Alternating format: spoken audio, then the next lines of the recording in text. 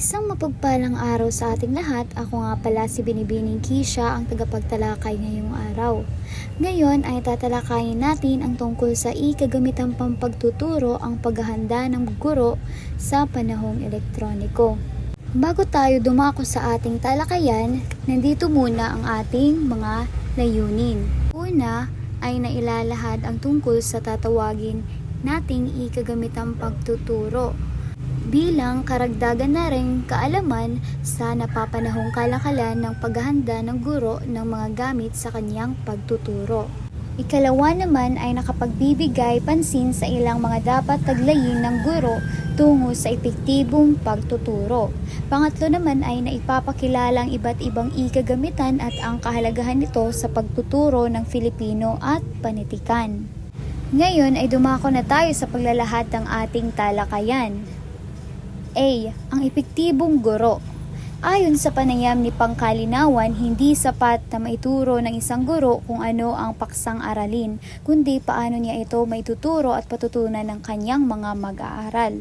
Kaya nga hindi nasusukat ang kahusayan ng guro sa dami ng kanyang naituturo, kundi sa kalidad ng natututunan ng kanyang mga estudyante. Kaya para maging isang epektibong guro, dapat alam mo kung paano mo ito maituturo at matututunan ng iyong mga mag-aaral.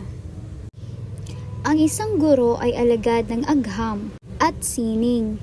Agham sapagkat ang pagtuturo ay sangay ng karunungan, umaalinsunod sa mga simulain at prinsipyo. Samantala, isa ring sining ang pagtuturo. Dapat may maayos at sistematikong hakbang na sinusunod ang guro sa kanyang pagtuturo na nakasalig sa pilosopikal, psikolohikal at sosyolohikal na batayan. Narito ang 4 na M ng guro. Una ay matalino, pangalawa ay mapagmahal, pangatlo ay masiyahin, pang-4 ay malikhain. Una, matalino. Dapat ang isang guro ay may malawak na kaalaman at kabatiran sa pagtuturo o sa kanyang ituturo at paraan ng kanyang pagturo dahil ito ang mahalagang katangian ng isang epektibong guro. Pangalawa naman ay kinakailangan sa isang guro ang mataas na pagpapahalaga at pagmamahal sa kanyang gawain at sa kanyang mga mag-aaral. Dahil kung meron tayong katangian na mapagmahal, tayo rin ay mamahalin ng ating mga estudyante at tayo ay rerespetuhin nila at papahalagahan rin nila. Pangatlo naman ay masiyahin. Nag-uudyok ng kawili-wili at epektibong pagkatuto ang kaaya-ayang katauhan ng isang guro. Ang panghuli naman ay pagiging malikhain.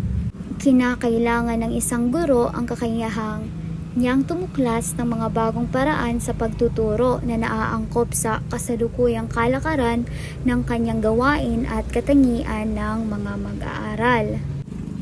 Katulad na lamang ng paggawa ng mga IMs at mga aktibidades na mag-i-enjoy ang mga mag-aaral. Dumako naman tayo sa paghahanda ng kagamitang pampagtuturo. Tinatawag na kagamitang pampagtuturo ang anumang bagay na ginagamit ng guro o nagtuturo na tumutulong sa proseso ng pagtuturo, pagkatuto. Nagiging konkreto, dynamic at ganap ang pagkatuto sa tulong ng mga kagamitang ito. Subalit, ang kabutihang dulot ng mga kagamitang pampagtuturo ay nakakamit lamang kung alam ng gurong gamitin ito sa tamang paraan at sa tamang panahon. Maraming dapat isaalang-alang ang isang guro sa paghahanda ng anumang kagamitang kanyang gagamitin sa pagtuturo, tulad ng una, mga layunin sa pagtuturo. Pangalawa, paksang aralin. Pangatlo, katangian at karanasan ng mga mag-aaral. Pang-4, panahong igugugol sa paggamit. Pang-5, mapagkukunan ng kagamitan. Pang-6 naman ay ang budget. Ang mga kagamitang pampagtuturo ay nagdudulot ng ibayong karanasan sa mga mag-aaral sa lalong ikauunawa ng paksang pinag-aralan. Kinakailangan ito ay pili at maayos na inihanda at nagagamit.